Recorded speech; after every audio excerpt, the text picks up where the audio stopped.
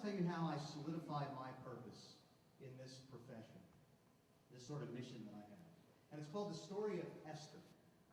And Esther became what I call my designated heckler. You know? Because I have some zany programs, I have weird song segues, you know, different themes every month. Like, for example, in August I do the Frank Sinatra song, I Get a Kick Out of You, right? You know that song? And ask me why I do that song in August. Thank you for asking. Because August is Foot Health Month. Foot Health Month. Think about it. And exactly what you just did right there, be like that, you roll the eyes thing, that's what Esther would do. Esther would look at me like, you're just crazy, but I'll go along with you. It's okay. And so Esther and I became fast friends over 5 years. Now last year, the activity director called me and said, I want you to go visit Esther, she's in the hospital. I didn't think much of it. So I went and sang, and then the activity director and I went to the hospital. Whereupon the activity director landed this on me, that Esther had actually died and was revived the week before, and she was in CCU. And she wants to talk to me. God knows why. Well, the bottom line, she wanted me to sing to her. That was it. She wanted me to sing to her. But Esther's stubborn. She wanted one song, Because He Lives. Anybody know it? Because He lives, I can face tomorrow. One problem with that. I told you, where am I from? South Philly. Not just Philly, South Philly. Now in South Philly, we joke that on one wall of our house, we have a picture of the Lord.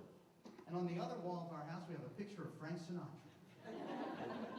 All hail Frank. And so what do I sing? I sing pop songs. You know, when I wasn't doing the rock and roll, I was doing, Dean Martin, Everybody Loves Somebody Sometime, and all the Frank Sinatra songs. Like, Esther, I don't know this song. No, that's the song I want. Esther, I don't know this song. That's the song I want. So I sang Unforgettable. And the moment was unforgettable, and she was, and I left. And I said, Esther, I'm going to learn that song for you.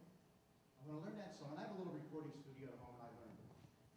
And I sent it back to the assisted living facility where she was back, so I'm feeling good. One song on the CD, she's feeling good. She knew it was me before they even played the CD. She knew it was for me. And so, okay, great. Did a nice thing, move on. A week later, the activity director called me. Esther was in hospice. A week later, Esther died. Now, I can't tell you that I've ever actually, in this mission of mine, been, make it a routine to go to funerals, but I went to Esther's funeral. And when I went there, the daughter, who happened to be in the hospital room when I was there, started crying. And she said, and others said afterward, that she had not cried until I walked in to the funeral home. And she called me over.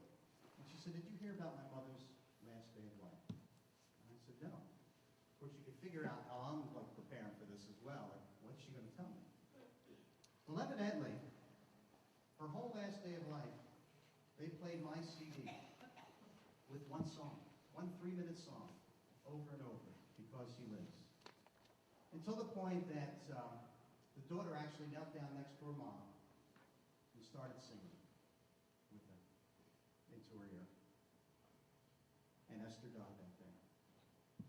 And as I look back, I accomplished a fair amount in my life, but when I look back at what that did, out of all the things I've ever done in my life, I think my most significant accomplishment was what I did helping Esther, in some ways, transition from one life to another. That's how I found my purpose. I'm going to sing a wonderful song. And when I sing it, I'd like you to think about your purpose. How you found your purpose, either as a caregiver,